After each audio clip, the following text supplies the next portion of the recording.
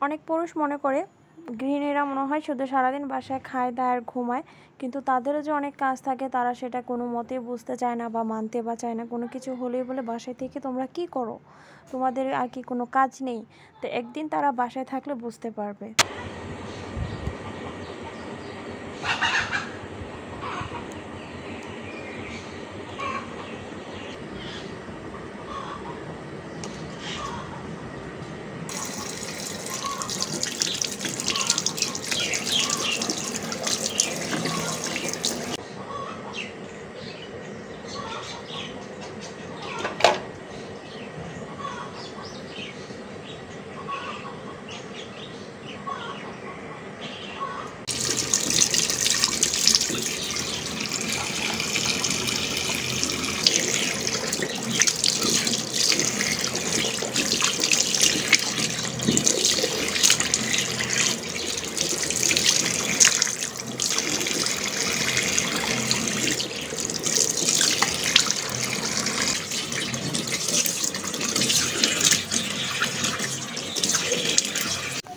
আসসালামু আলাইকুম এভরিওয়ান, সবাই কেমন আছেন? আশা করছি সবাই ভালো আছেন। আজকে নতুন আরেকটি ব্লগ নিয়ে চলে এসেছি। তো সকাল থেকে আমি সারাদিন কী করি আজকে আপনাদের সাথে সেটাই শেয়ার করব। তো এখানে সকালে ঘুম থেকে উঠে দেখতে পেলেন প্রথমে আমি কী করলাম। তো এখানে আমার ছেলের জন্য নাস্তা বানাচ্ছি। এখন ভোর 6টা বাজে। তো ও যেহেতু মাদ্রাসায় যাবে ওর জন্য নাস্তাটা তৈরি করে দিয়ে দিতে হয়, কেননা টিফিন টাইমে আমাদের যাওয়াটা পসিবল হয় না। তো যার কারণে একসাথে ওকে আমি নাস্তাটা দিয়ে দিই।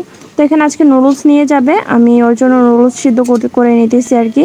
তো নুডলসটা একটু পছন্দ করে মাশাআল্লাহ। তো নুডলসটা সিদ্ধ হয়ে যাওয়ার পরে আমি এখানে ফ্রাই প্যান বসিয়ে দিয়েছি, দেওয়ার পরে কিছু পেঁয়াজ কুচি দিয়ে দিচ্ছি।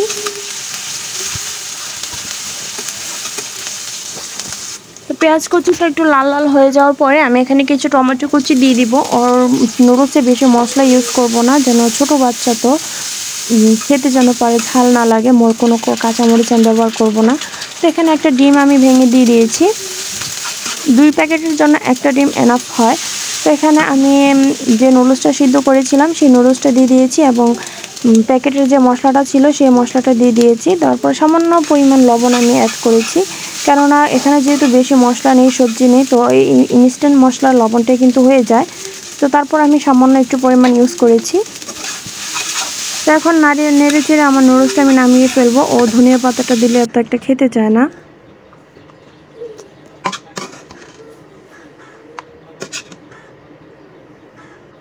তো এখন নুডলসটা টিফিন বক্সে দিয়ে দিচ্ছি, দিয়ে ওকে ডেকে ঘুম থেকে ওঠাতে হবে। তো প্রথমে আমি উঠে আগে ওর জন্য নাস্তাটা রেডি করে নিই, যেন আমার পরে ঝামেলা না হয়। সাইম আবু বাবা, মাদ্রাসা দেরি যেতেছে, ওঠো ওঠো ওঠো তাড়াতাড়ি। সাইম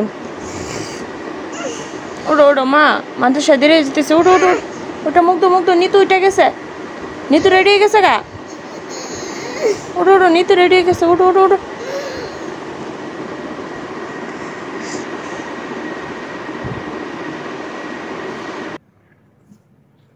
তো ওকে বিদায় করে দিয়ে আমি এখানে আমার একটা কেকের অর্ডার চলে এসেছিলো, তো সেই কেকের কাজটাই করতেছি। আসলে সকালবেলা বাচ্চারা ঘুম থেকে উঠতেই চায় না, তো অনেক কষ্ট করে ওকে ঘুম থেকে উঠিয়েছি। ওঠানোর পরে মাদ্রাসায় পাঠিয়ে দিলাম। তো কেকের অর্ডারটা হঠাৎ করে আসলো কেন জানি না, আমার শুধু ইমার্জেন্সি কেকের অর্ডার আসে। তো সকালবেলা আমি কাজগুলো সেরে মানে ওকে মাদ্রাসায় পাঠিয়ে দিয়ে আগে আমি কেকটা চুলায় বসিয়ে দিয়েছি। দেওয়ার পরে আমার যে বাকি ঘরের কাজগুলো ছিল সেগুলো আমি করে নিচ্ছি। তো এখন কেকটা আমি চুলায় বসিয়ে দেবো। তাই এটা 1 পাউন্ডের একটা ভ্যানিলা কেক ছিল।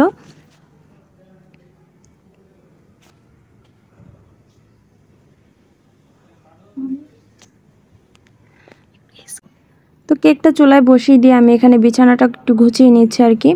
তো বালিশগুলো অন্য কালারের দেখতে পাচ্ছেন, কভারগুলো। তো আমি রাতে একটু বিছানা চাদরটা একটু চেঞ্জ করেছিলাম, ময়লা একটু বেশি লাগতেছিল, শুধু একদিন ব্যবহার করেছি চাদরটা, পরে ওইটা উঠিয়ে আমি এই চাদরটা একটু বিছিয়ে নিয়েছিলাম আর কি। ওইটাতে পানি ফেলে দিয়েছিল, তারপর আমার ছেলে খাবার খেতে যেয়ে একটু নষ্ট করে ফেলেছে, যার কারণে ওইটা রাতে আমি উঠিয়ে নিয়েছি।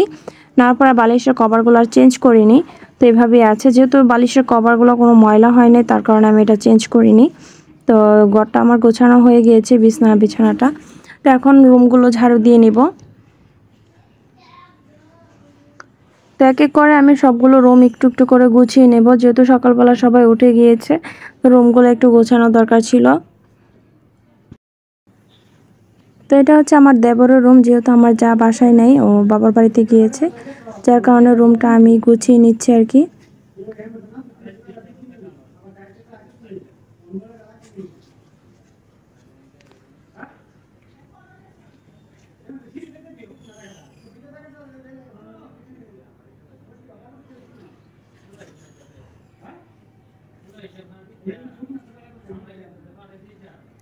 তো এখন রুমগুলো আমি ঝাড়ু দিয়ে নেব। কাজের আন্টি আসলে উনি রুটিগুলো বানাবে, কিছু কাপড় চোপড় ধুয়ে দিবে সকালবেলা, আর সকালে ঝাড়ু দেওয়ার এগুলোর কাজগুলো আমি করে নিই। তো উনি দুপুরবেলা আসে, আসার পরে মনে করেন সব কিছু ঝাড়ু টাড়ু দিয়ে তারপর ঘরগুলো মুছে ফেলে। তো এর বাকি যে টাইমটা থাকে ওই টাইমটা আমরাই যার যার রুম একটু একটু করে ঝাড়ু দিয়ে একটু সারাদিনই পরিষ্কার রাখার চেষ্টা করি আর কি। তো সকালবেলা যেহেতু আমি অফ ফ্রি আছি, আমি এই কাজগুলো আমি করে নিই।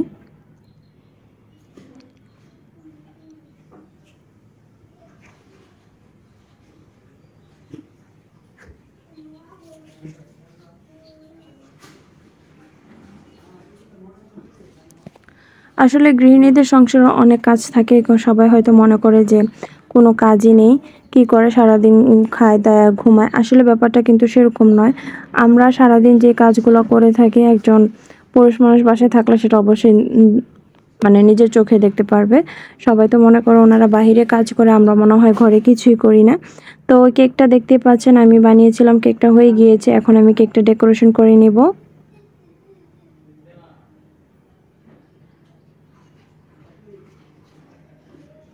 তো কেকের ফুল ডেকোরেশনটা আর আপনাদের সাথে শেয়ার করতে পারলাম না, শুধু কভার করে যেটা ফিনিশিং দিয়ে এসেছি ওইটুকুই আপনাদের সাথে শেয়ার করা হয়েছে আর কি।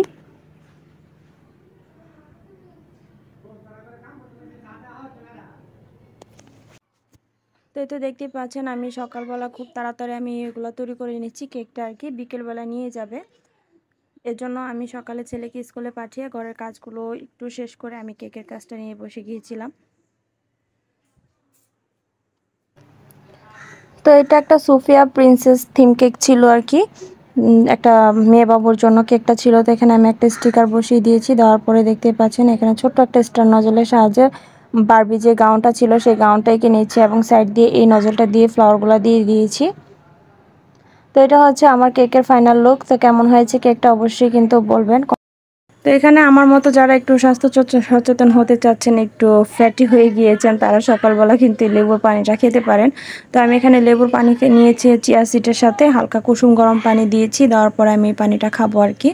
তো ইদানিং স্বাস্থ্যটা অনেক বেড়ে গিয়েছে, যার কারণে একটু কন্ট্রোল করার চেষ্টা করতেছিলাম, তা আসলে হয়ে ওঠেনি। ইনশাল্লাহ সামনের 1-2 দিন পরে থেকে হয়তো আমি এই ডায়েট কন্ট্রোলে চলে আসবো, তখন আপনাদেরকে সব কিছু শেয়ার করব আমি। তো ঈদের উপলক্ষে আসলে ডায়েট ছেড়ে দিয়েছিলাম, যে যেরকম আগে করতাম কিছুই করি না, এখন সব কিছু দুমচে খাচ্ছি আর কি। এখানে দেখতে পাচ্ছেন আন্টি সকালে রুটিগুলো বানিয়ে নিচ্ছে, আর আমি আম্মার জন্য কিছু পরোটা বানিয়ে নিচ্ছি, কারণ আম্মা রুটি খেতে পারে না। তো রুটি যেহেতু খেতে পারে না, সেগুলো দিয়ে আমি একটু পরোটা বানিয়ে দিচ্ছি। আর এখানে আমাদের 3 জনের জন্য চা বসিয়ে দিয়েছি। সকালবেলা চাটা না খেলে যেন ভালোই লাগে না, তো এর জন্য আমি এখানে সবার জন্য দুধ চা করে নিয়েছি আর কি। তো আমার ডেইলি ব্লগগুলো আপনাদের কাছে কেমন লাগে অবশ্যই কিন্তু কমেন্ট করে জানাবেন। যদি ভালো লেগে থাকে অবশ্যই আমার চ্যানেলটি সাবস্ক্রাইব করে আমার পাশেই থাকবেন।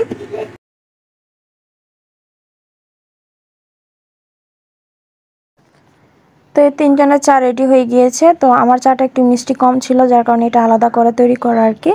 তো যাই ডায়েট কন্ট্রোল করি, কিন্তু চা কোনো মতেই আমি ছাড়তে পারি না। তো চা আমার খাওয়াই লাগে, চা মনে করেন আমি একটু মিষ্টি কম দিয়েও হলো আমার 2 বেলা চা লাগবে।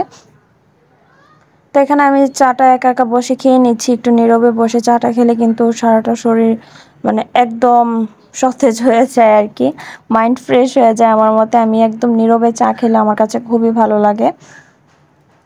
তো এখানে আমার শ্বশুরাব্বা বাইরে গিয়েছিল, তো উনি চলে এসেছে, যার কারণে ওনাকে নাস্তাটা দিয়ে দিচ্ছি। তো ডিম পোস্ট করে দিব আর রং চা দিব। তো ডিম পোস্টটা হয়ে গেলে আব্বাকে রুটি দিয়ে দিব। আব্বার দুধ চা খায় না, যার কারণে আব্বাকে দুধ চা দেওয়া হয়নি, আব্বাকে রং চা করে দিচ্ছি। রং চা খুব পছন্দ করে আব্বা, তো আব্বার জন্য রং চাটা করে আমি আব্বাকে দিয়ে দিব।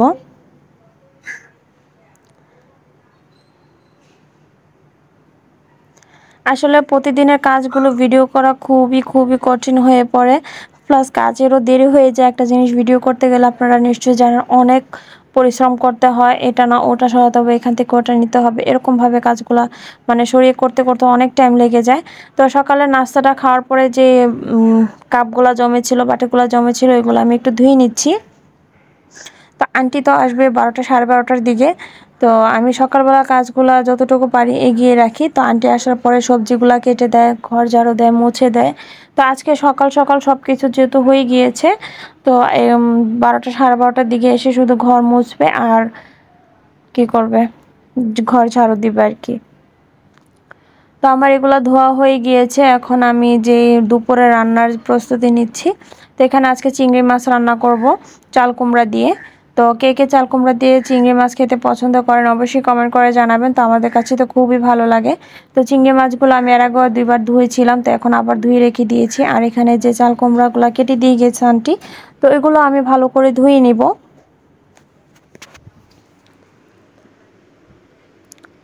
আন্টি সব কিছু কেটে কুটে রেডি করে দিয়ে গিয়েছে, এখন শুধু আমি রান্নাটা বসিয়ে দিব আর কি। তো চাল কুমড়াগুলো ধুয়ে আমি একটা হাঁড়িতে রেখে দেব যেন পানিগুলো ঝরে যায়।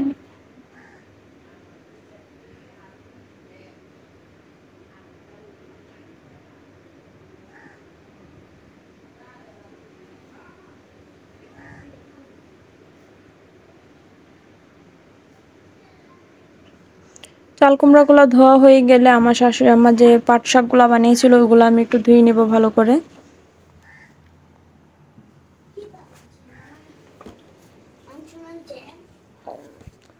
তো শাকগুলো আমি এখানে ভালো করে ধুয়ে নিচ্ছি আর কি, যেন কোনো বালো টালো না থাকে।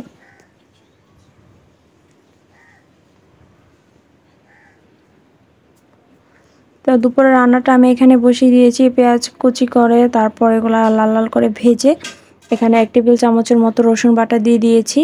তারপর হলুদের গুঁড়া, মরিচের গুঁড়া, ধনিয়ার গুঁড়া দিয়ে ভালো করে মশলাটা কষিয়ে নেব। মশলা যত কষানো হবে রান্নাও কিন্তু তত ভালো লাগবে।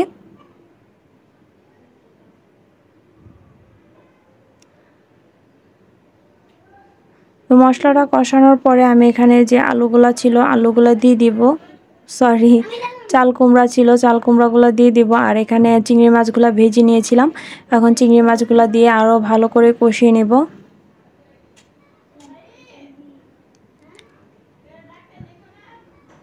তো ভালো করে কষানোর জন্য আমি ঢেকে দিয়েছি। এখানে শাকটা বসানোর জন্য আমি এখানে পেঁয়াজ কুচি, রসুন কুচি দিয়ে দিয়েছি, দিয়ে ভালো করে লাল করে নেব। এরপরে আমি যে শাকগুলো রেখেছিলাম ওগুলো দিয়ে দিব।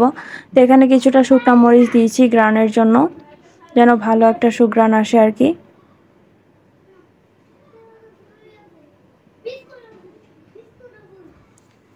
তো পাট শাকগুলো দিয়ে আমি একটু নেড়ে চেড়ে এগুলো দিয়ে দিব যেন ভালো করে সিদ্ধ হয়। জালটা একদম লো আঁচ করে দিব আর কি।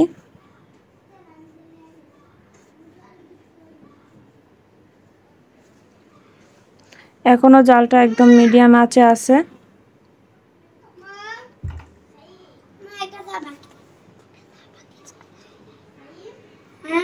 তো এখানে লবণ দিয়ে দিচ্ছি আর কি, লবণ দিয়ে তারপর ঢেকে দিব যেন ভালো করে সিদ্ধ হয়ে যায়।